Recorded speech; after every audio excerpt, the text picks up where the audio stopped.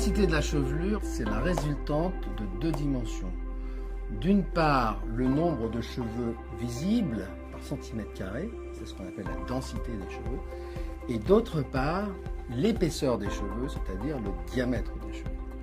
Si on associe l'astémoxydine d'une part et d'autre part une substance capable de moduler le contenu ou bien la qualité des glycanes de la papille dermique, on atteint les deux objectifs, ou du moins les deux valences de la densité de la chevelure, à savoir d'une part le nombre de cheveux par centimètre carré et d'autre part le diamètre du cheveu. On commence à comprendre ce qui contrôle le diamètre, c'est-à-dire l'épaisseur du cheveu. Un des acteurs clés dans ce contrôle, c'est la papille dermique. La papille dermique, en fait, c'est une petite boule qui se trouve à la base du follicule pileux et qui, en fait, est le véritable cœur du follicule pileux et qui contrôle l'activité de ce follicule et la production de la fibre.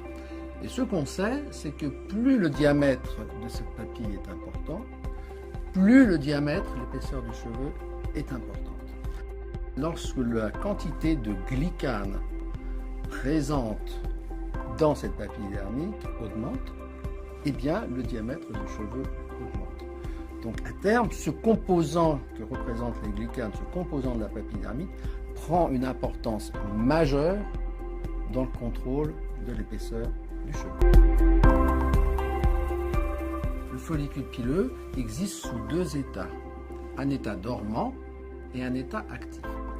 L'état dormant est celui pendant lequel on perd naturellement ses cheveux, c'est-à-dire une centaine de cheveux par jour.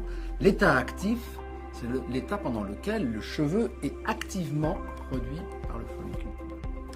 La stémoxydine, c'est une molécule qu'on a mis au point en fait pour raccourcir la durée de la phase de dormance durant laquelle le cheveu est absent puisqu'il est tombé.